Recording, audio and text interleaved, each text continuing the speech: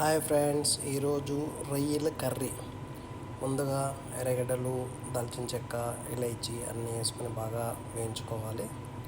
వేయించుకున్న తర్వాత టమోటాలు వేసుకోవాలి. బాగా వేగిన తర్వాత టమోటాలు వేసుకొని టమోటాలు బాగా వేగిన తర్వాత అల్లము, తెల్లగడ్డ మిక్సీకి వేసుకొని బాగా ఆడించుకోవాలి. తర్వాత అందులో వేసి మసాలా బాగా ఏగనివ్వాలి. ఏగనిచ్చిన తర్వాత పసుపు, ధనియాల పొడి, మిరప్పొడి అన్నీ వేసి కలబెట్టుకున్నాను.